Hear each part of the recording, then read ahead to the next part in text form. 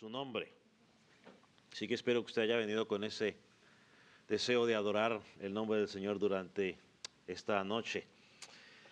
Quiero invitarle, si es tan amable, que vaya conmigo al libro de Apocalipsis. Vamos a estar meditando en el capítulo 2, versículos 8 al 11. Apocalipsis, capítulo 2, versículos 8 al 11. También aprovechamos para dar un saludo a, creo, los oyentes de la emisora Radio Vida, creo, que de hecho en estos días estaban celebrando 2 años de servicio al aire, así que pues gloria a Dios, esperando que el Señor los siga usando para que la palabra de Dios pueda seguir llegando a diferentes lugares. Así que a los que nos escuchan a través de la Radio Vida, pues un saludo especial, caluroso saludo desde aquí de Dothan, Alabama.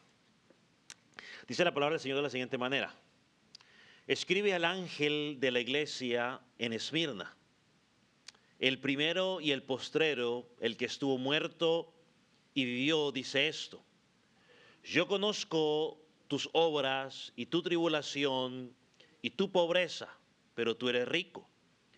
Y la blasfemia de los que dicen ser judíos y no lo son, sino sinagoga de Satanás.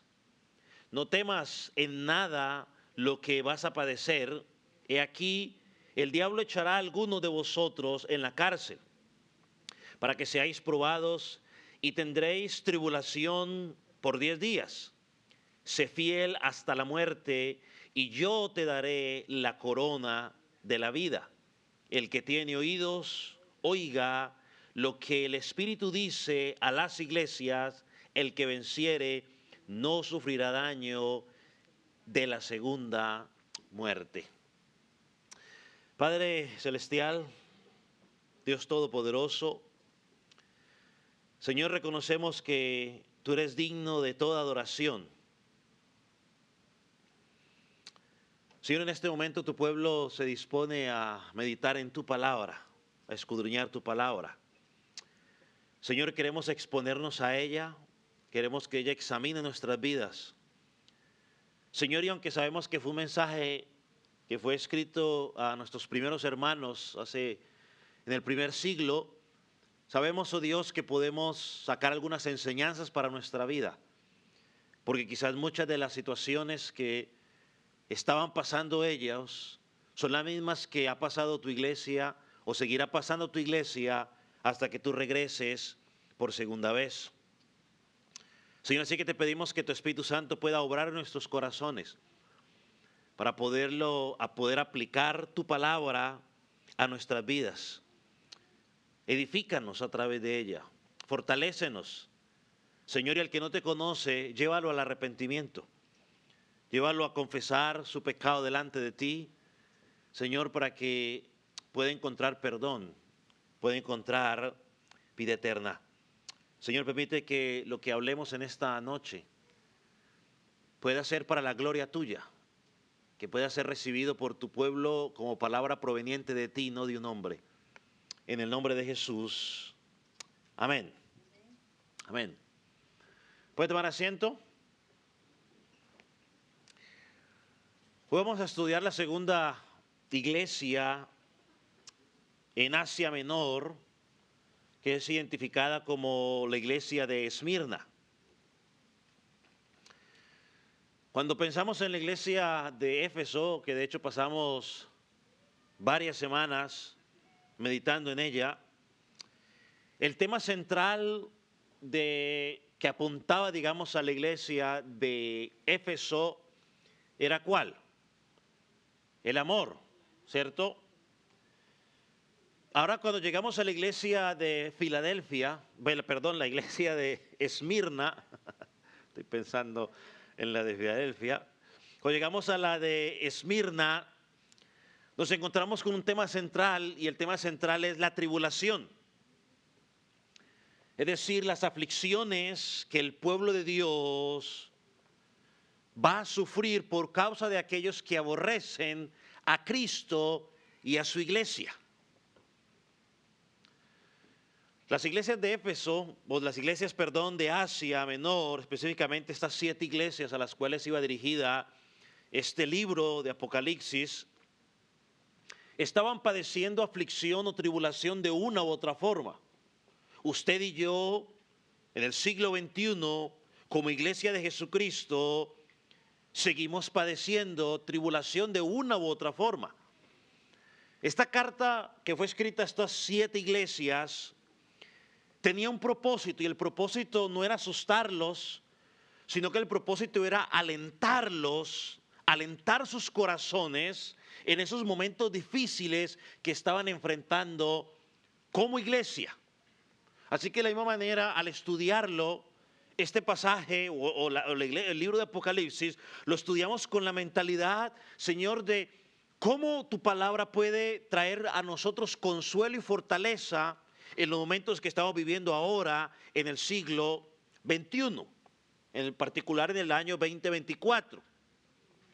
Como lo mencionamos, cada una de estas iglesias tiene una estructura en particular. Hoy la iglesia de Esmirna lo vamos a dividir en 3 puntos. Lo primero que vamos a ver es el saludo más corto, porque pues, normalmente ya hemos hablado un poco del saludo del Señor Jesucristo a esta iglesia. Solo vamos a añadir algunas cosas más. Lo segundo que veremos es la situación de esta iglesia bajo la perspectiva del Señor Jesucristo. Y por último veremos la exhortación del Señor a estos hermanos. El saludo, veremos la situación desde la perspectiva o desde los ojos del Señor Jesucristo, y por último la exhortación que esta iglesia recibe, y por ende una exhortación que nosotros también recibimos, se aplica a nosotros el día de hoy. Dijimos que estas 7 iglesias no es únicamente que está pensando en esa iglesia Esmirna en particular, sino que hemos aprendido, al menos nosotros estamos interpretando desde el punto de vista de que todas estas cartas a las iglesias apuntan a todas las iglesias del Señor Jesucristo, desde que Él vino por primera vez, o de que Él estableció su iglesia en Pentecostés, hasta que Él regrese por segunda vez. Entonces pensemos en el saludo. Comienza el apóstol diciendo: escribe al ángel de la iglesia de Esmirna, el primero y el postrero, el que estuvo muerto y vivió, dice esto.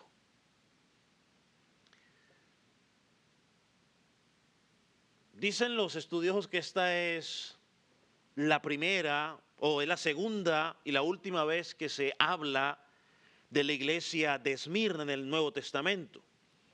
De hecho, se menciona en el libro en este capítulo 2, versículo 8, y también en el versículo 11 del capítulo 1. Y dicen los académicos que no tenemos mucha información sobre la iglesia en sí de Esmirna. Esta iglesia o esta ciudad en nuestros días es conocida como Izmir, allá en Turquía.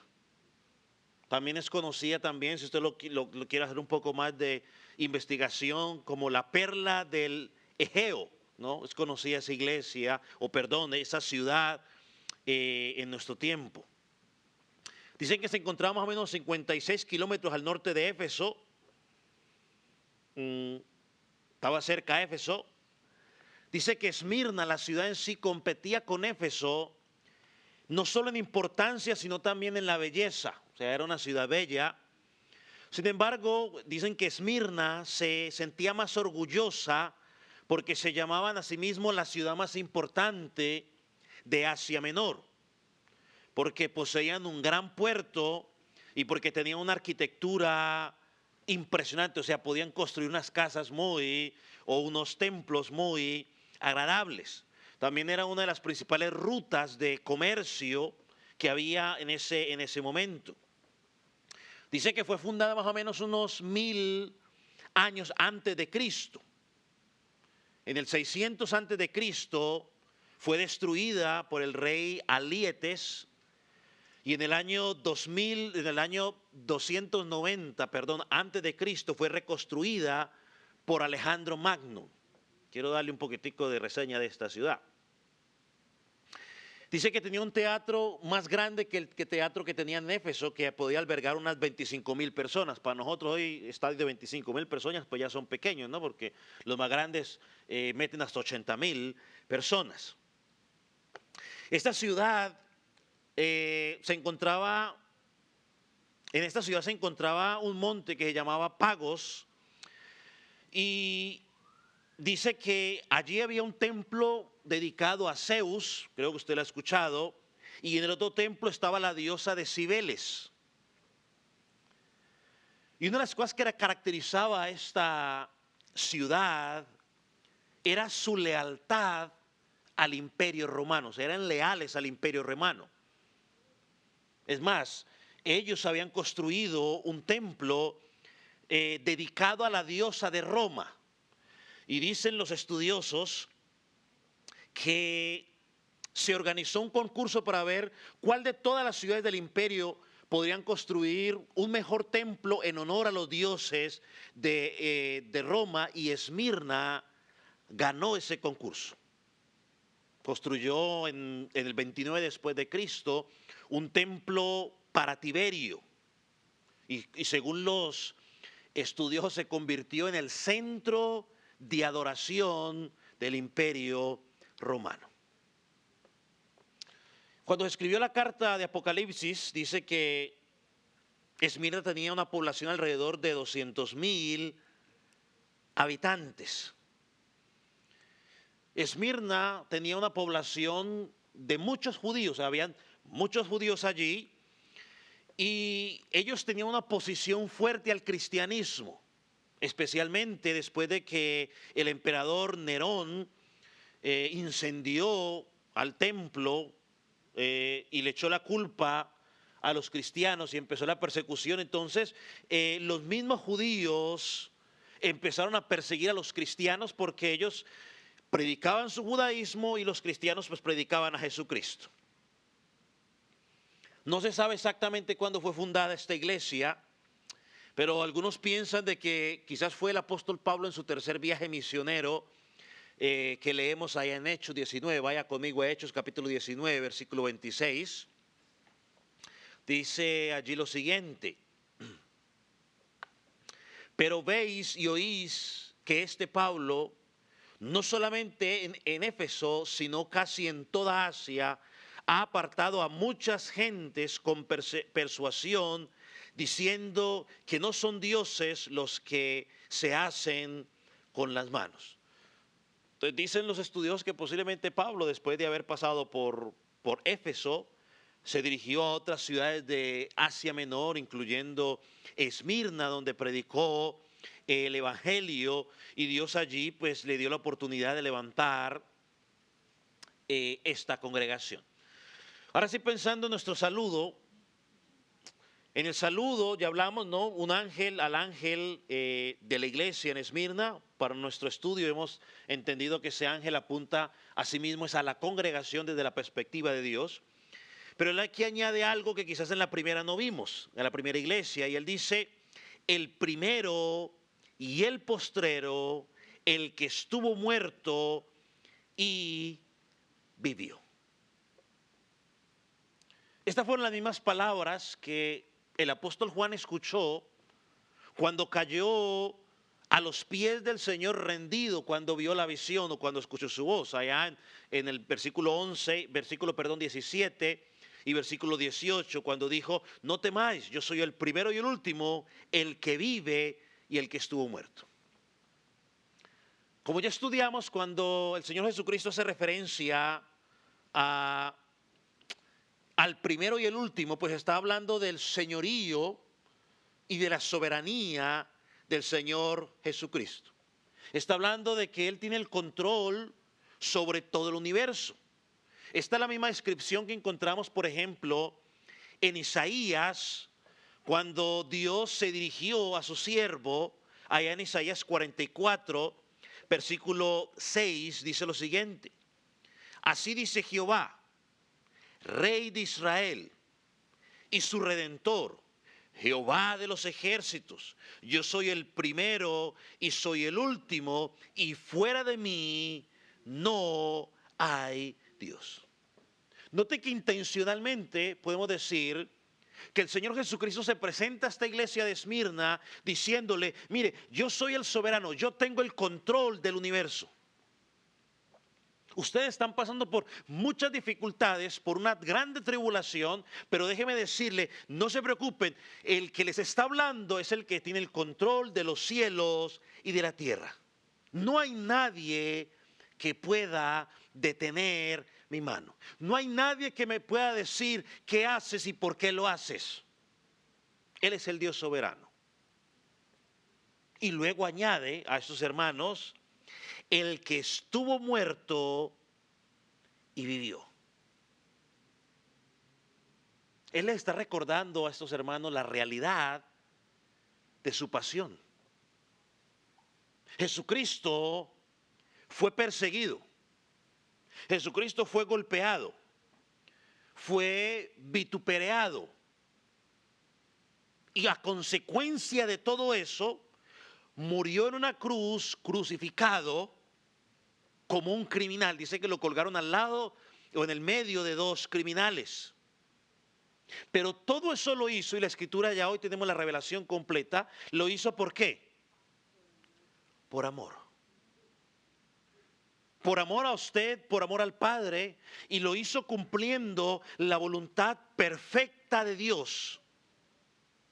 Pero después de haber sufrido todo eso que sufrió, morir en la cruz, cargar el pecado suyo y cargar el pecado mío, por voluntad del Padre, ¿qué pasó?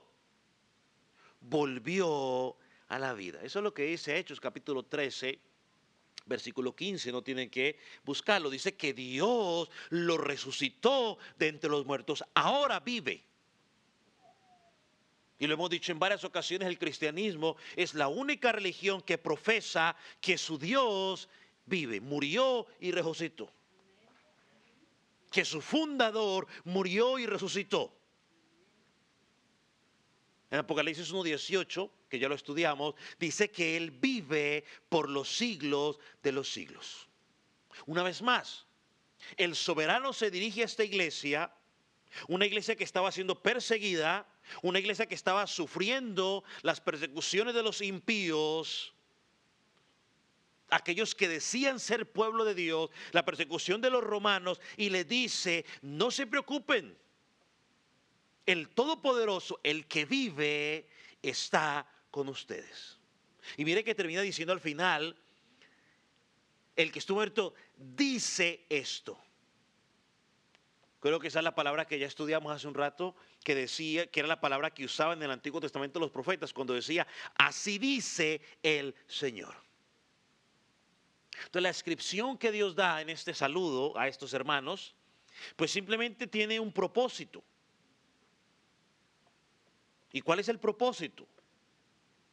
Bueno, fortalecer a los hermanos, darles seguridad a esos hermanos en momentos de aflicción. Miren lo que dice el comentarista William Henderson sobre esto. Dice, la autodescripción de Cristo en esta perfecta armonía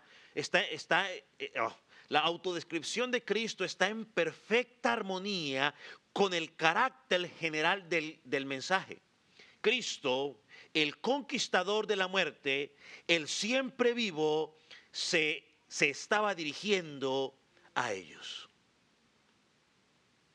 Además vemos el interés de Dios por su iglesia. Ahora, lo segundo que vamos a mirar es la situación de la iglesia de Esmirna desde la perspectiva del Señor Jesucristo. ¿Cuál era la condición de ellos? ¿Cuál es la situación que estaban enfrentando estos hermanos? Ahora, si usted leyó el pasaje, podemos notar algo interesante. Es que el Señor no habla ninguna acusación contra esta iglesia. No hay ninguna acusación contra esta iglesia. Pregunto yo en mi ignorancia y usted me va a ayudar con la respuesta. ¿Será que esta iglesia era libre de pecado?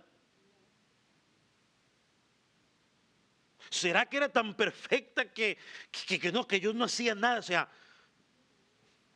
no lo creo.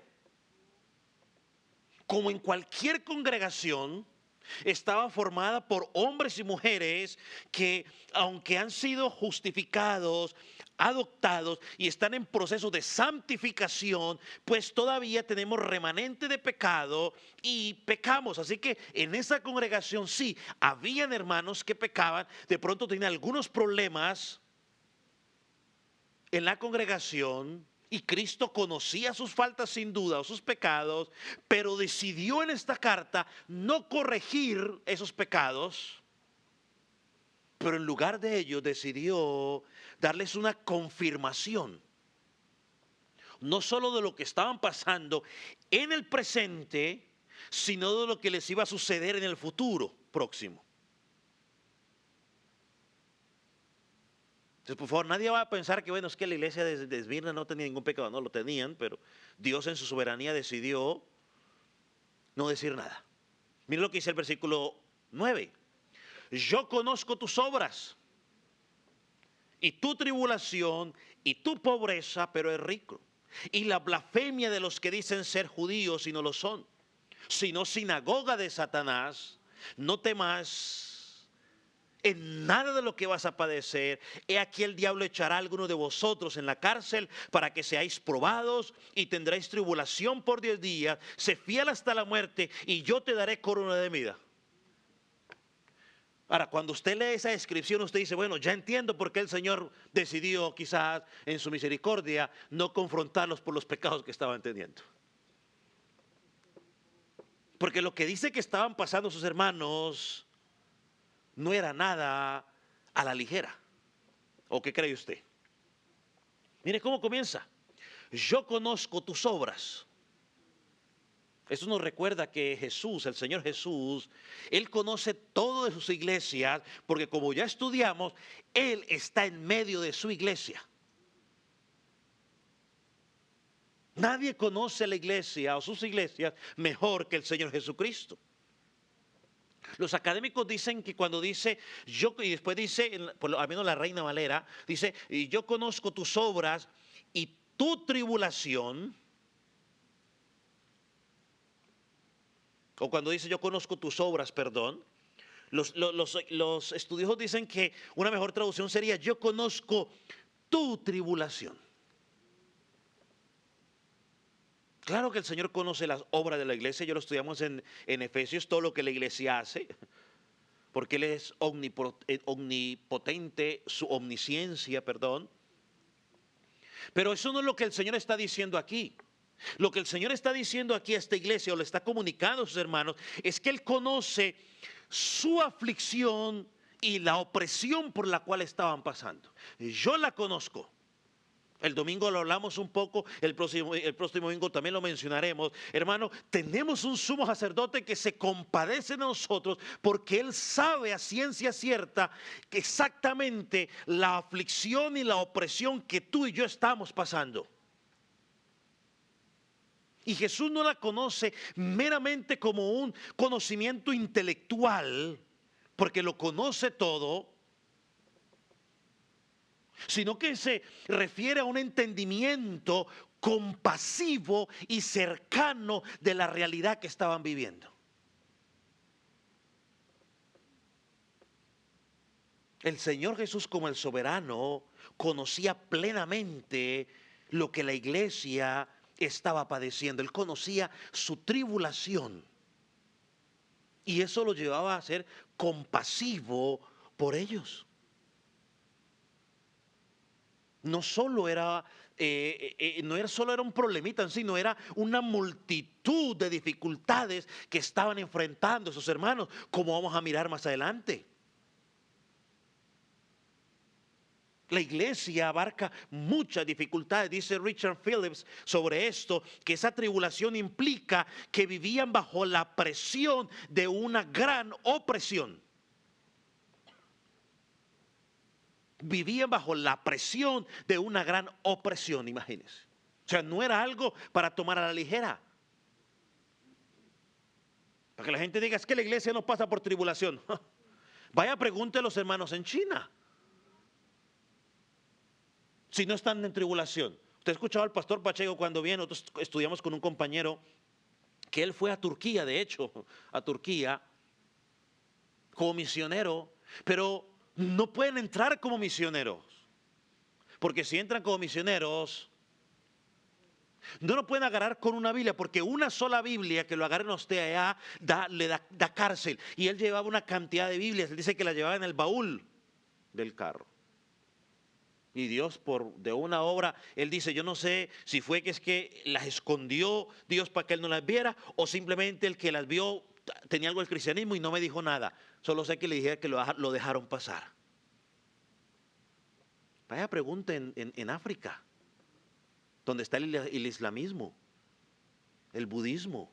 A ver si la iglesia no pasa por tribulación. Hermano, no vamos a ir muy lejos. Hace poquito escuchamos de un pastelero aquí en Estados Unidos que lo llevaron a la corte porque no quiso hacer un pastel para lo de la comunidad LGTBI. Lo escuchamos aquí, Chick-fil-A, todos hemos escuchado hablar de Chick-fil-A, ¿cierto? No abren los domingos porque le dan el día libre para que la gente vaya a la iglesia, se parece a nosotros. Golden Fingers tampoco abre los domingos. Bueno, no habría, no sé si ahora ya abran. No abren todavía los domingos para que la gente vaya. Pero Chick-fil-A, cuando ellos dijeron que ellos creían o promocionaban que ellos peleaban por el diseño original de Dios, hombre y mujer, para el matrimonio, la comunidad contraria del LGTBI dijeron, pues vamos a hacerles un boicot, y querían hacerle un boicot a Chick-fil-A. Entonces no me diga que la iglesia no es perseguida, que la iglesia no pasa por tribulación, porque tú y yo estamos aquí en Dothan y nadie nos dice nada. Dice, yo conozco el versículo 9. Ahora, el Señor no solamente, antes de pasar ahí, no solamente les dice que conoce las aflicciones que están pasando,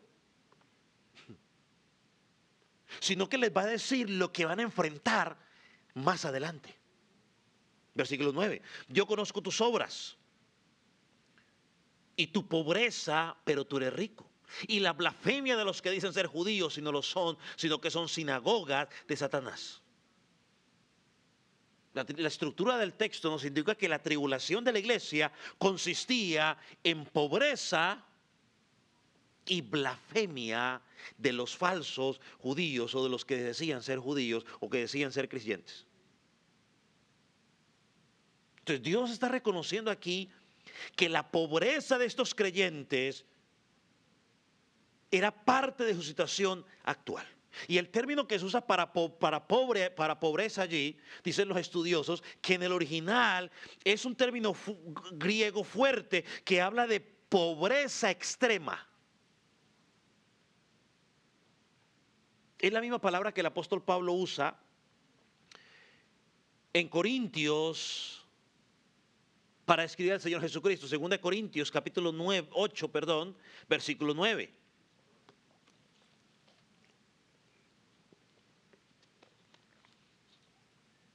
Dice, porque ya conocen la gracia de nuestro Señor Jesucristo, que por amor a vosotros se hizo pobre siendo rico, para que vosotros con su pobreza fuésemos enriquecidos.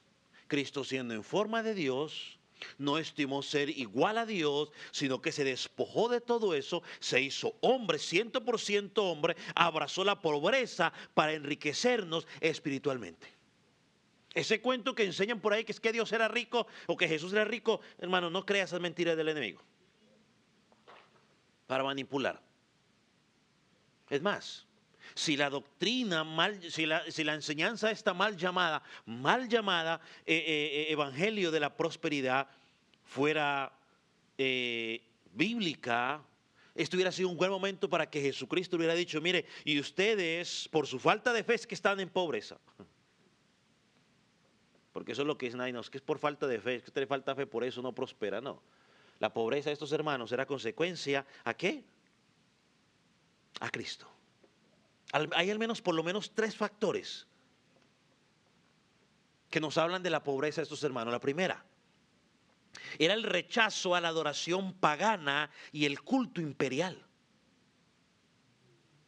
Esa es la primera razón de la pobreza de estos hermanos. El rechazo a la adoración pagana y al culto imperial. Recordemos que por su fe ellos se negaban a inclinarse a las deidades como Cibeles o Zeus o al mismo César. El mismo César que pedía adoración. Ellos se negaban a adorarlo. Y al no adorarlo, se convertía en objeto militar del Imperio Romano.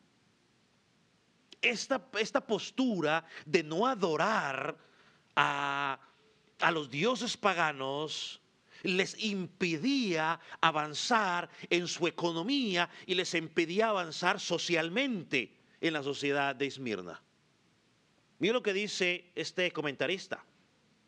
El culto imperial permeaba prácticamente todos los aspectos de la ciudad, permeaba, o sea, es decir, abarcaba o alcanzaba todos los aspectos de la ciudad y frecuentemente hasta la vida en las villas de Asia Menor.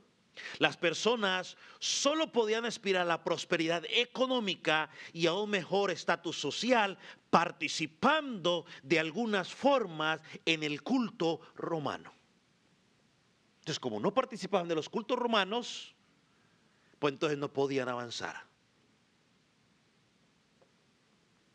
Al negarse a adorar a las deidades, al César y a todos los dioses, los cristianos le declaraban la guerra al mundo. Ellos le declaraban la guerra. Eso fue una de las acusaciones que los líderes religiosos le hicieron a Jesús para que este César lo condenara. Lo segundo, por lo cual esos hermanos eran pobres, no era porque estaban ni en pecado ni porque les faltaba fe, sino por la causa del comercio, los gremios comerciales.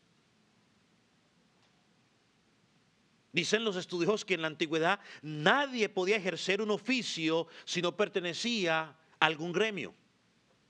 Y estos gremios regulaban entonces las profesiones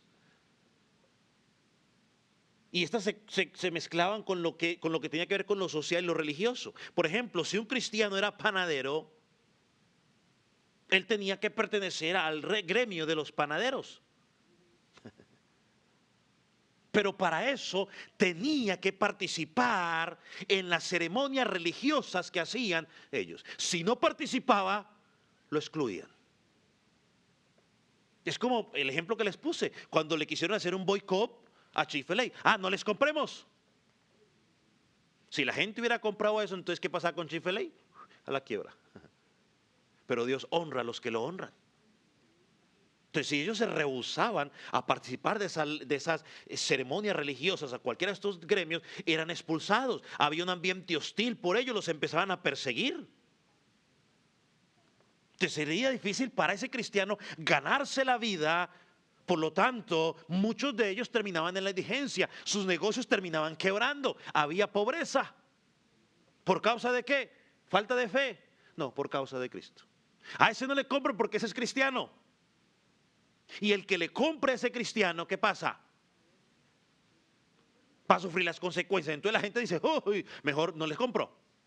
Y entonces los negocios se venían a pique. La tercera razón. Esta es los saqueos a manos de los romanos. Ellos eran pobres porque eran saqueados. En términos modernos eran expropiados. Lo que hacen ciertos grupos. Esto lo veremos, por ejemplo, en Hebreos capítulo 10, 34, quizás más adelante lo estudiaremos. Cuando el autor describe una iglesia probablemente en Roma y le dice, porque tuviste compasión de los encarcelados y aceptasteis con gozo el despojo de vuestros bienes. Les quitaban las cosas.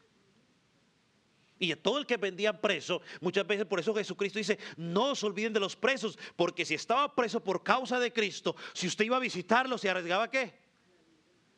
Aquí también lo guardaran. Vuelvo y les digo, es que en ese tiempo Confesar a Cristo, como dice Romanos 10, no es decir yo soy cristiano, no. Confesar a Cristo era decir yo estoy dispuesto a morir por causa de lo que creo.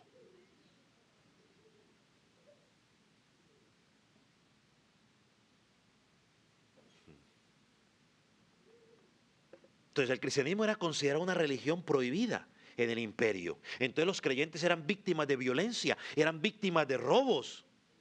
¿Y quién podía quejarse? No podía quejarse. Es como a veces pasa aquí. No, pues vaya, robe a los hispanos porque los hispanos, como no tienen papeles, no van a decir nada. Los jefes no le pagan bien. Y si dice algo, yo le digo a migración. Entonces muchos hispanos guardan silencio. Bueno, ya creo que en ese aspecto entendemos un poquitico lo que está pasando sus hermanos. Entonces los hermanos de Esmirna no sufrían pobreza porque eran vagos, ni porque había recesión económica, ni porque les faltaba fe, ni porque no, ¿qué es la palabra que dicen? Ni porque no pactaban, ni porque no, ¿cómo se llama la otra? Sembraban. No, nada de eso. Eran pobres porque ellos se mantenían fieles al Señor Jesucristo. Literalmente no tenían nada material debido a su fe. Para que hoy vengan y nos digan que el evangelio verdadero es que usted se llene de cosas materiales. Por eso el Señor le dice, mire, yo conozco tu aflicción, conozco tu pobreza, pero añade algo. Pero tú eres rico. Desde la perspectiva de los hombres, estos hermanos de la iglesia de Esmirna eran unos pobres mendigos o mendigos. Sin embargo, desde la perspectiva de Dios, eran espiritualmente ricos. El mundo nos quiere hacer enfocarnos en las riquezas materiales. Bueno, el evangelio nos lleva a pensar en las riquezas espirituales. Miren la diferencia. Los paganos podrían tener muy buena economía, muy buenos negocios porque participaban del imperio, participaban de todas las fiestas religiosas, muy bien físicamente. Pero espiritualmente no tenía nada. ¿No fue lo que el Señor Jesús le dijo a este hombre? Necio, esta noche vienen a pedir tu alma. ¿Y qué va a pasar con ella? ¿Y qué va a pasar con todo lo que tienes? Efesios, el apóstol Pablo lo dice bien claro allí, no tiene que buscarlo. Efesios capítulo 1, bendito sea el Dios y Padre, quien nos bendijo con toda bendición espiritual en las regiones celestes. Esas son las bendiciones. Tenemos bendiciones espirituales. Dios ha derramado de su gracia sobre nosotros una riqueza espiritual. Y esto entra en contraste con la iglesia de la Odisea cuando lo vamos a estudiar. Porque la iglesia de la Odisea dice que ellos se creían ¿qué? Ricos, y Dios le dice, ustedes son unos pobres. ¿Sí ve el contraste? Ellos se creían ricos y usted dice, no, ustedes lo que son es unos pobres miserables.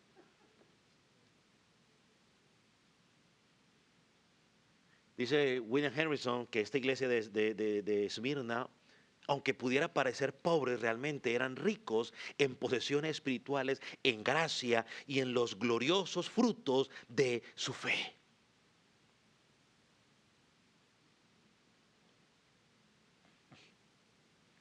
Y sigue diciendo el pasaje, porque es que el pasaje sigue diciendo, dice, el Señor reconoce que también parte de la causa que ellos estaban pasando se debía a la blasfemia de aquellos que decían ser judíos, pero en realidad a la que añade una palabra fuerte, ¿no? Le dice que son sinagoga de Satanás. ¿La sinagoga qué era? ¿Dónde se congregaban los judíos? Términos más modernos sería, es una iglesia de Satanás. La palabra blasfemia, empecemos por la palabra blasfemia, significa difamación o calumnia. Ellos enfrentaban persecución debido a las calumnias.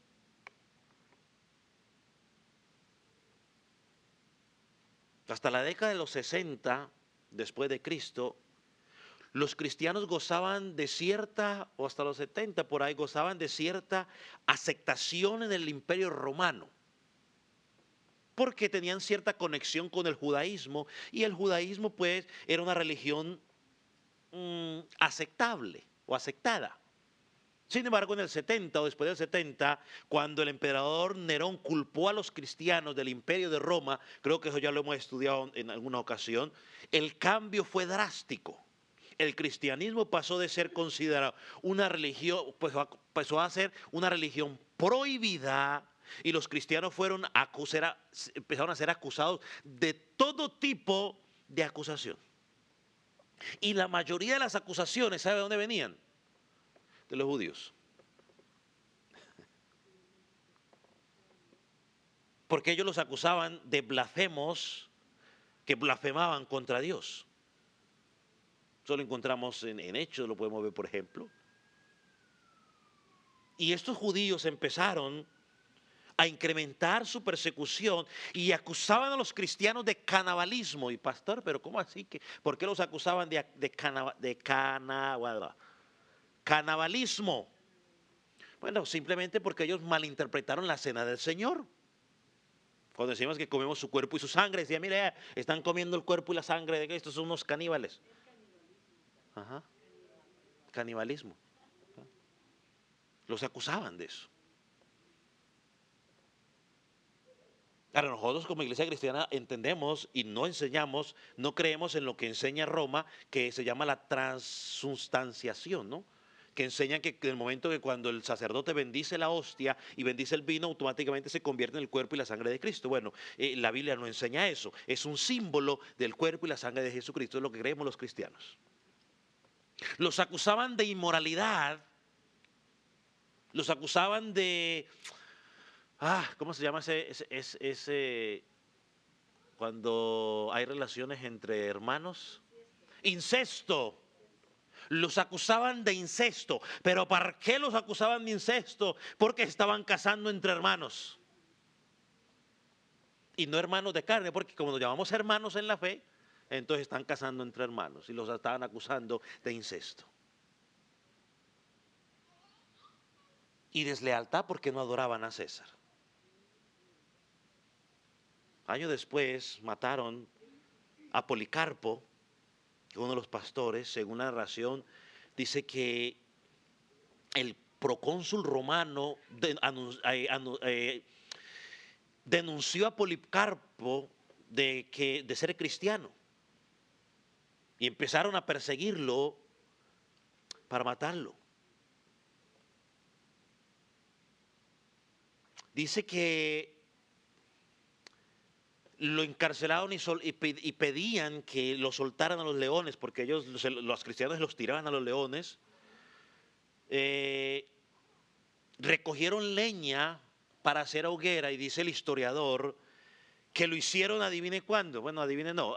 Imagínense qué día fueron a buscar a leña para poder quemarlo. ¿No se imagina usted qué día fue? Estoy hablando de los judíos. Un sábado. No tuvieron ningún problema en violar la ley con tal de ir a agarrar los palos para traerlos, para hacer la leña, para quemarlo. Lo mismo que hicieron con Jesús. A ellos no les importó violar el día de la ley con tal de poder condenar a Jesucristo. Entonces, hermanos, en resumen, la tribulación que enfrentaban los hermanos cristianos en Esmirna no solamente provenía de los romanos en sí, sino que provenía de los judíos, quienes frecuentemente los acusaban delante del imperio romano para ganar puntos con el imperio romano y para que le quite un enemigo. Como dice por ahí, ¿cómo es que dice por ahí? Bueno, no me acuerdo cómo dice el dicho. ¿Cómo? El enemigo de mi amigo es mi amigo, algo así. El enemigo de mi enemigo es mi amigo, algo así. Ahora miren los calumniadores. El Señor Jesucristo les dice, ¿dónde estoy? Los que dicen ser judíos. Esto me recuerda a Romanos. Vaya a Romanos 2, 28 y 29, por favor.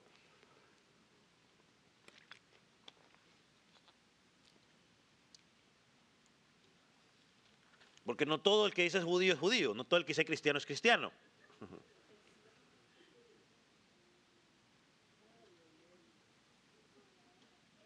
Miren lo que dice, versículo 28. No es judío el que lo es exteriormente. El apóstol Pablo le desbarata sus argumentos aquí. Ni es la circuncisión la que se hace en la carne, sino el judío lo es interiormente.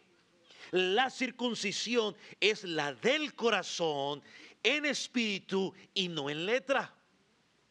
Más adelante en Romanos capítulo 9, versículo 6, tiene que buscarlo, dice que no todos los descendientes de Israel son Israel.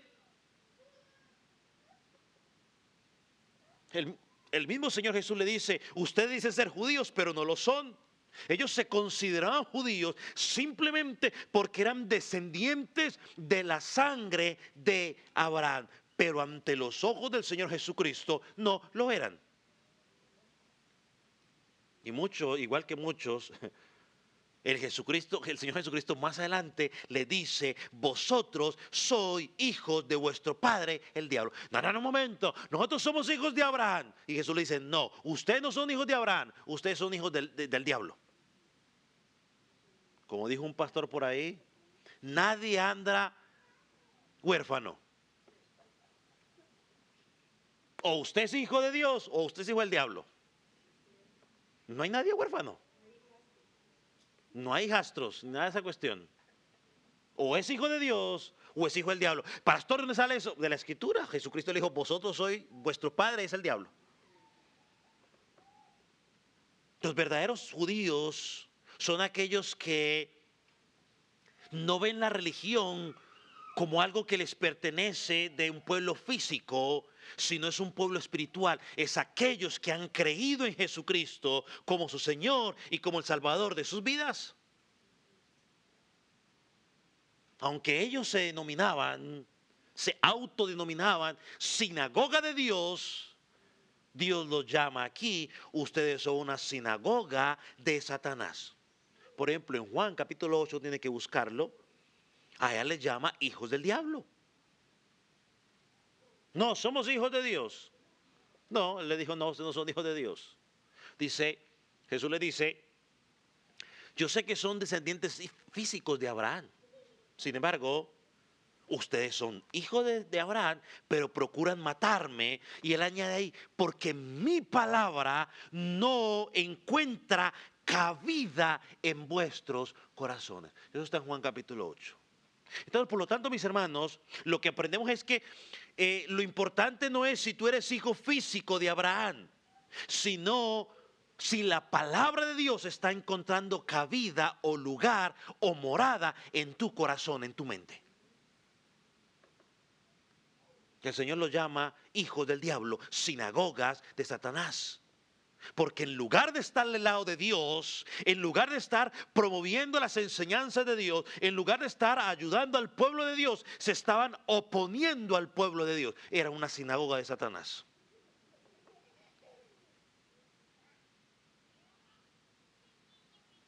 Hermano, y esto tenemos que ponerlo en mente.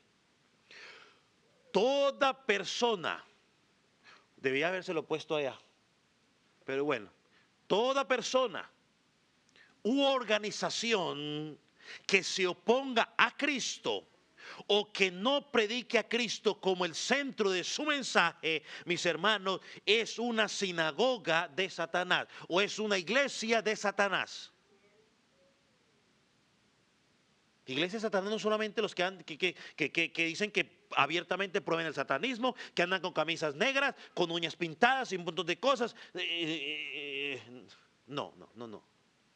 Todo lugar donde no se predique a Cristo o se opongan a Cristo, eso es una iglesia de Satanás, no es de Cristo. Así canten música cristiana, así lean la Biblia. Y hay que salir corriendo de allí. El día que usted, por situaciones y yo siempre lo especifico de esta manera, el día que usted por situaciones de trabajo y tenga que salir de la ciudad e irse para otra ciudad, para otro estado, o regrese a su país, o se vaya a otro país, busque una iglesia donde el centro sea Cristo. Si el centro no es Cristo, salga de allí corriendo. Oh, sí lo puse. Ah, bueno. O lo copiaron. Ah, bueno, pues, gloria a Dios, está despertando los ingenieros. Tiene que tener gente que corra la milla extra. En bombas tienen que estar activos. Pero lo que el Señor le dice, ¿dónde voy? Muchos lugares comienzan siendo iglesias, aparentemente están predicando a Cristo, luego, es que no le quiero decir ejemplos de cosas extrañas que yo he visto, o que uno escucha en las redes sociales, porque para no desviarnos, pero yo creo que todos ustedes lo hemos visto, las cosas extrañas que se ven. No, dejan de ser iglesia hace rato. Eso ya no es iglesia de Jesucristo. Ahora, note algo más. El Señor también los advierte sobre la situación que pronto enfrentarían. Versículo 10. No temas de nada en lo que vas a padecer. He aquí, el diablo echará a alguno de vosotros en la cárcel para que seáis probados y tendréis tribulación por 10 días. Ahora, lo que el Señor le está diciendo por medio de estas palabras a esos hermanos es que aunque ya estaban sufriendo situaciones difíciles, le está diciendo, las cosas no van a mejorar. Pero pastor, ¿pero por qué? Si es que a mí me dicen que lo mejor está por venir. Que el año 24 es el año de no sé qué cosa y no sé qué cosa. Ahorita tocará cambiarlo por el año 25. ¿Qué es lo que pasa? Bueno, que simplemente que ese es el año de tu milagro, que ese es el año de tu bebé, que hay unos que tienen desde 2014 esperando el bebé. Promesas extrañas que Dios nunca ha prometido.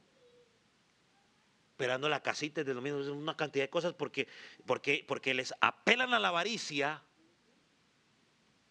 apelan a lo que la gente quiere en ese momento, pero Jesús le dice aquí, las cosas no van a mejorar.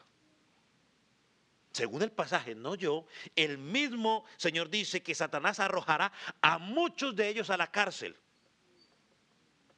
Esto significa que detrás de las calumnias de los judíos, la persecución de Roma, el sufrimiento que estaba pasando, ¿quién estaba detrás de todo eso? Satanás. Recuerda cuando Pedrito, con buena intención, yo creo que a veces uno con buena intención dice cosas. Cuando Jesús está hablando de su muerte, nomás, Pedrito dice, no, Señor, que no te acontezca esto, Señor, venga para acá, mi cuate, ojalá y no te pase. ¿Qué le dijo Jesús? Apártate de mí, Satanás. ¿Era Pedro Satanás? No, Satanás estaba usando las buenas intenciones de Pedro para traer un mensaje equivocado. Él es el príncipe de la potestad del aire. Eso lo llama Efesios capítulo 2. Y el propósito de Satanás es destruir la fe de los creyentes, hacer que el creyente dude de la bondad, del amor de Dios.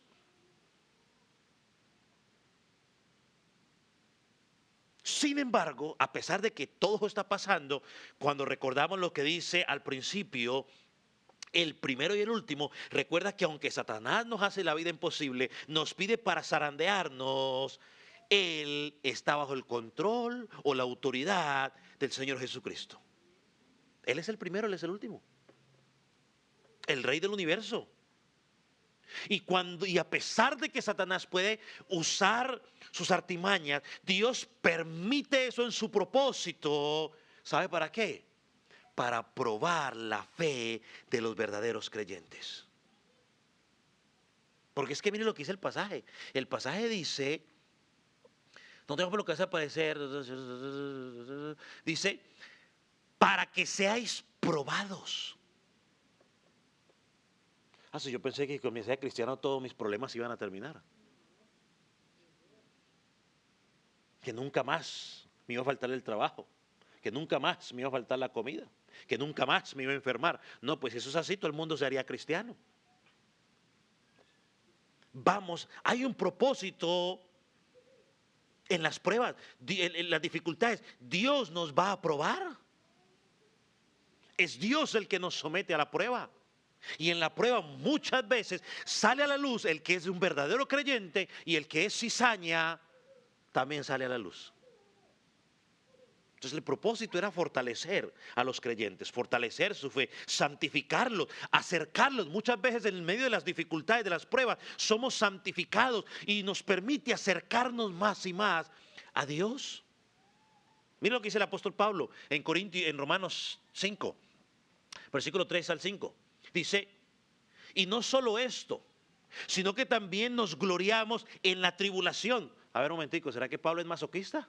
¿Cómo así que nos gloriamos, o nos gozamos, o nos deleitamos en la tribulación?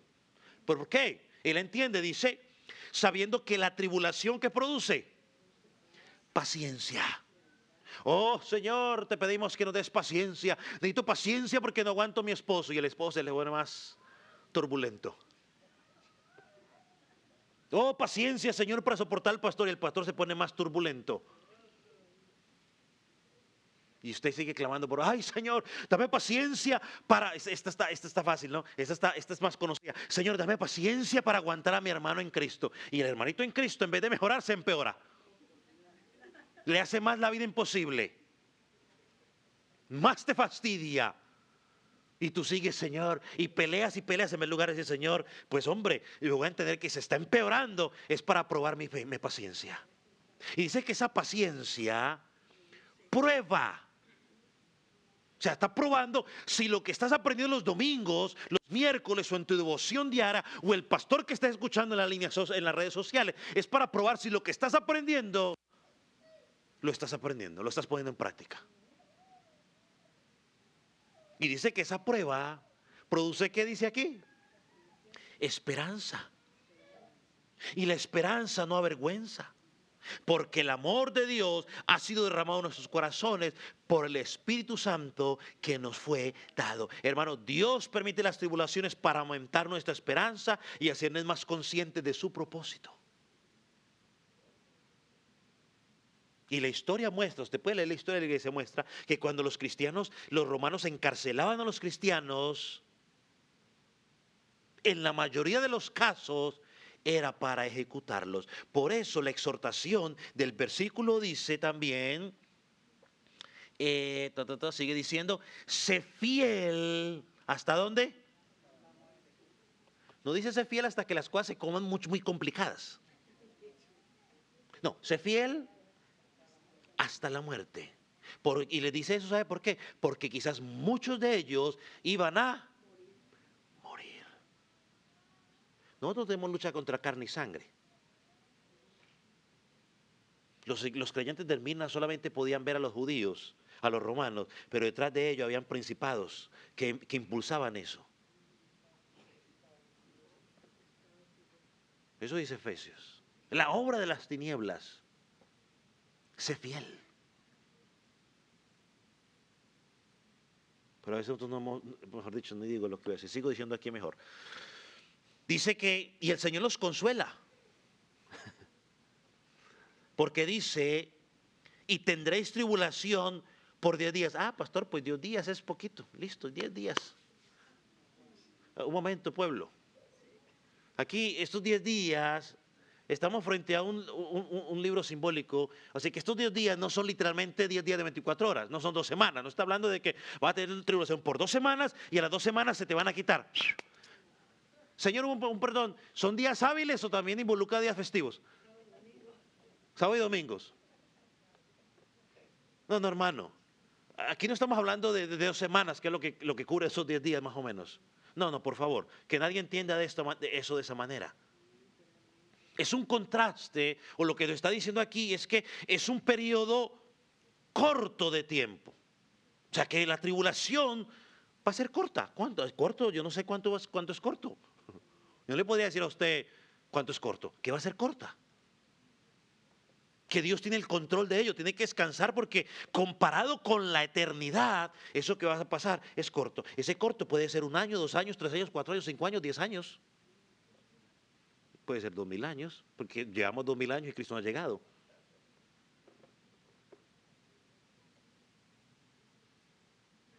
Por ejemplo, 2 Corintios 4, 17 y 18 dice lo siguiente: porque esta leve tribulación momentánea produce en nosotros cada vez más excelente y eterno peso de gloria. El apóstol Pablo dice allí, porque esta tribulación momentánea, no es de momentico aquí, no, está hablando de un corto tiempo, pero produce algo en nuestras vidas. No mirando nosotros, dice, las cosas que se ven. Si ven, los cristianos no vivimos por vista, no es por lo que se ve, sino por lo que no se ve. Dice, no mirando las cosas que se ven, sino las que no se ven. O sea, lo espiritual, lo celestial. Pues las cosas que se ven son ¿qué? Temporales. La casa es temporal, el carro es temporal, los hijos son temporales. Pero los que no se ven son eternas. Los hijos están con uno un poco tiempo. Yo, por lo menos, mi esposa y yo ya hemos experimentado, ya por lo menos uno de los hijos de nosotros ya, flu. Uno dice, bueno, por ahora tiene la esperanza de que regrese unos cuantos mesecitos. Pero se fue. Mis papás lo vivieron.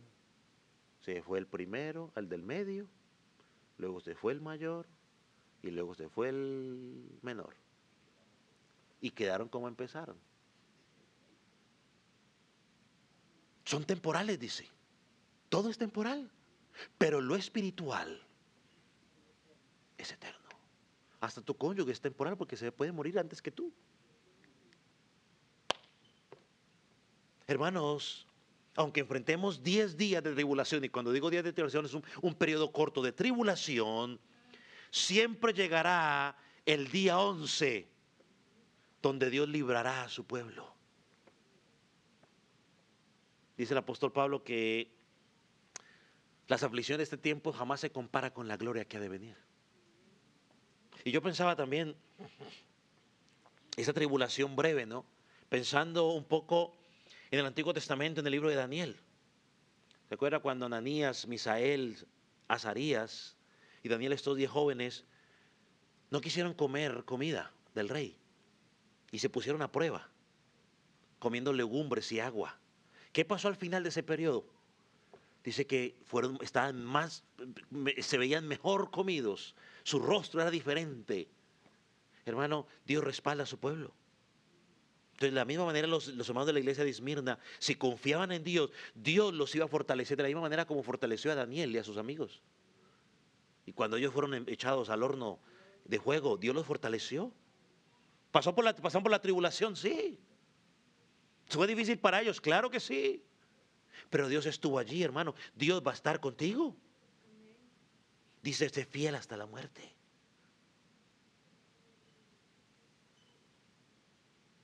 Jesucristo dijo, si me aborrecen a mí, lo aborrecerán a ustedes. Hechos 14:20, tiene que buscarlo. Jesucristo, el apóstol dijo ahí, es necesario que a través de muchas tribulaciones entremos en el reino de Dios. Lo que está diciendo es que ser cristiano va a involucrar que vamos a pasar muchas tribulaciones. Según Timoteo 3:12. También todos los que quieren vivir piadosamente en Cristo Jesús padecerán persecución. Filipenses 1:29.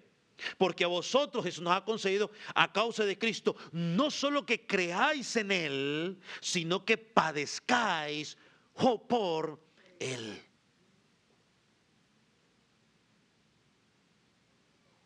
Entonces volvemos a nuestro pasaje. El Señor les dice una vez más, no temáis nada de lo que vas a padecer. Iglesia, no temas. Eso no es para que la iglesia salga asustada. No temas. La iglesia de Jesucristo no tiene temor. ¿Por qué no tenemos temor? Porque tenemos un Dios poderoso que nos sustenta, que nos guarda. Que Él ordena todas las cosas conforme a su propósito. Y porque sabemos que todos los que aman a Dios, todas las cosas nos van a ayudar a bien, aunque de momento no las entendamos. El Señor no le está pidiendo nada a estos hermanos que Él no hubiera vivido. Y la segunda exhortación que encontramos para ir terminando, es una exhortación al final del versículo 10. Dice, sé fiel ¿Hasta cuándo? Hasta la muerte. Hermano, ya lo mencioné, la mayoría de los encarcelamientos terminaban con la muerte a manos de los romanos, eran ejecutados. Jesús le está diciendo, mire, estén seguros que muchos de ustedes, si los van a encarcelar, van a terminar muriendo. Sin embargo, tienen que perseverar en la fe.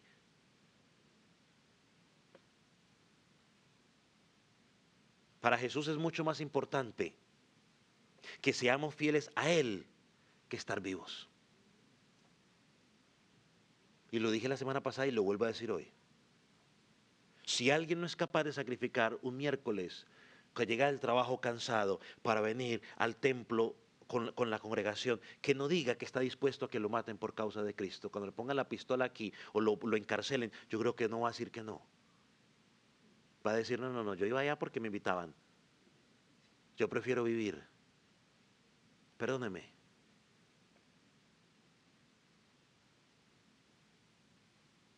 Yo hablaba con unas hermanas en Carolina del Norte, muy apreciadas por nosotros, y ellas tenían un negocio. Nosotros nos reuníamos en el estudio bíblico en los miércoles y siempre me decían, pastor, es que el miércoles, los jueves apenas vamos a cerrar para irnos para el templo, pastor. Llega la bendición, pastor, empieza a llegar la gente y no podemos ir. Hermanos, yo les expliqué por pasiva y por activa, le dije, hermanas, eso no es Dios, eso es el diablo, que les quiere robar la bendición. No, pastor, es que la bendición es... Y entonces daba la casualidad que cuando se iban a ir empezaba a llegar la gente. Le dije, hermanas, por favor, créanle a Dios, cierren ese changarro y congréguense. ¿Por qué cuando yo voy al banco faltando y ya está cerrado, al otro día qué me toca que hacer? Pues voy.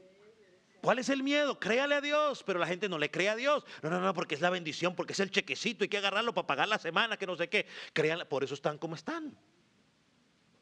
Porque no son capaces de decirle a la gente en un momento, pueblo, hoy no lo puedo hacer porque le pertenece el tiempo, tengo un compromiso con Cristo.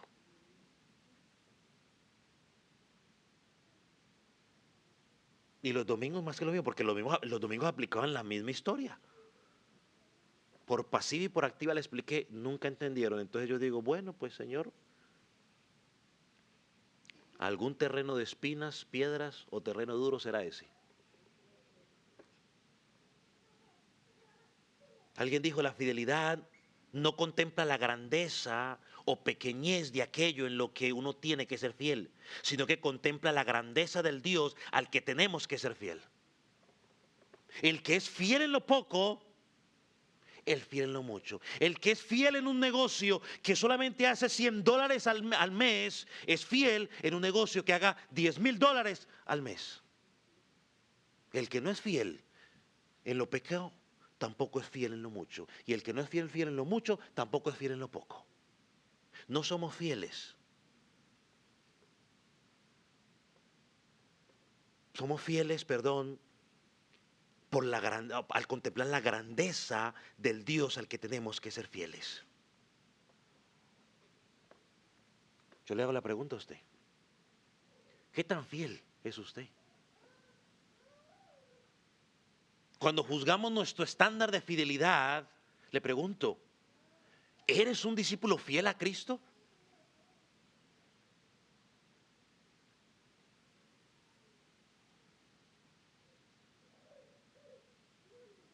Hermano, la misma fidelidad que usted y yo esperamos que las otras personas tengan con nosotros es la misma fidelidad que Dios espera de ti.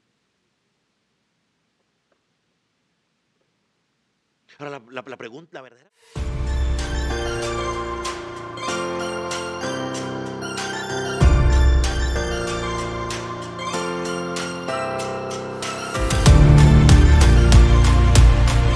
Pues mi engañoso corazón va a decir, claro que sí, papito, tú eres más fiel. Imagínese, mira el de la esquina, usted es más fiel que él, esto está bien.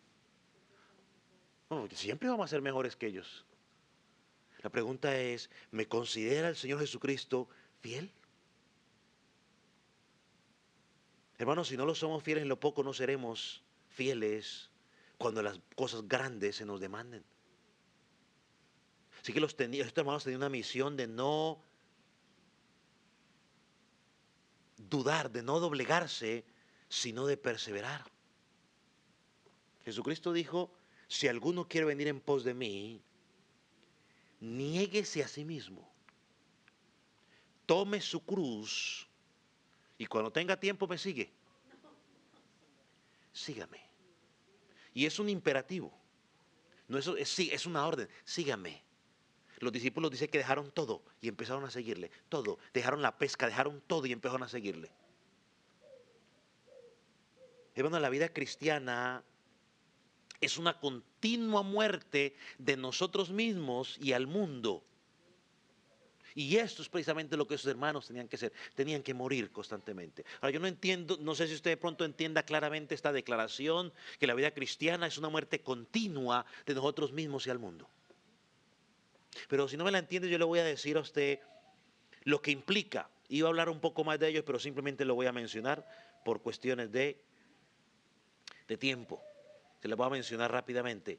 Primero, la llamada a la negación del yo. Segundo, es la doctrina de la mortificación del pecado. O sea, cada día hacer morir esas cosas en mi vida. Tercero, es el proceso de santificación. O sea, cada día voy a ir creciendo para parecerme más y más a Cristo. Cuarto, la identificación en Cristo y en la unión con Él. O sea, negarme a mí mismo es que me identifico con Cristo. Estoy unido con Él. Quinto, negarme a mí mismo es renunciar a los valores del mundo. En sexto lugar, seguir el ejemplo de los primeros cristianos. Deje de andar mirando el ejemplo del más vago de la congregación. Mire el ejemplo de otros que sí sirven.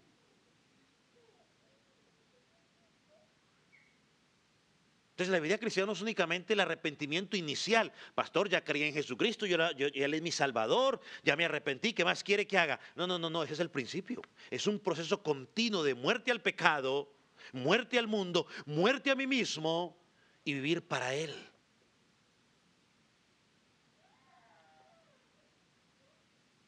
Por eso los hermanos de esta iglesia debían seguir fieles al Señor hasta el final. Hermano, no salimos de vacaciones del Evangelio. Es hasta que Cristo venga por nosotros. Policarpo dice que era uno de los pastores en esta área. Dice la historia que tiene 27 años cuando llegó esta carta a Esmirna, según dicen. Y fue el mismo apóstol Juan quien lo nombró pastor allí. Dice que vivió hasta el 155 después de Cristo. Y cuando los judíos lo acusaron ante las autoridades romanas de ser cristiano, los romanos lo apresaron y lo obligaron a proclamar a César es mi Señor. Eso fue lo que le obligaron a que dijera. Y cuando lo llegaron delante de las autoridades romanas, él tenía 86 años y dijo lo siguiente, he servido a Dios por 86 años y nunca me ha hecho daño. ¿Cómo podría blasfemar contra mi Rey y Salvador? Escuchen, soy un cristiano.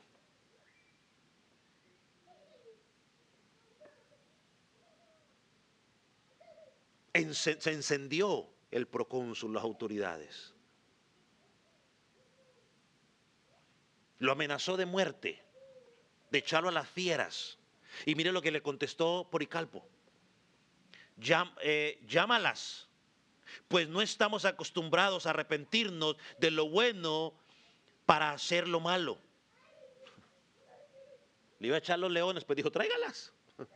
Dice, tus amenazas con un fuego que arde por una hora y luego se apaga. Pero ignoras el fuego del juicio venidero y el castigo eterno reservado para los impíos. ¿Por qué te demoras? Trae lo que desees. Wow. Hombres que realmente sabían en quién habían creído. Que Cristo era primero en sus vidas. Hoy para nosotros, hermanos, es una tristeza. Versículo 10, sé fiel hasta la muerte. Y termina el versículo 11, al que venciere no sufrirá daño en la segunda muerte. No sufrirá su daño en la segunda muerte. Lo que está hablando, mis hermanos, es que el creyente o el que está en Cristo va a morir una sola vez, muere físicamente, pero espiritualmente va a estar con Él eternamente. Pero el que está sin Cristo muere dos veces, muere físicamente y morirá eternamente. Es decir, que pasará la eternidad separado de Dios. Dice Simon Kistemaker, los santos pueden sufrir la muerte física a manos de sus perseguidores, pero nunca estarán separados de Dios. Los incrédulos, en cambio, serán lanzados al lago de fuego y sufrirán la muerte eterna. El que tenga oídos para oír, que oiga lo que el Espíritu Santo dice a las iglesias. Y ese oír es una orden. Vamos a orar.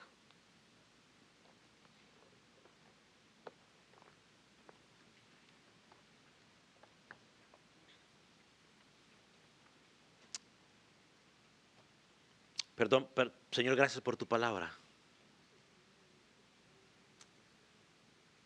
Señor, gracias porque ella nos sirve como un espejo para analizarnos.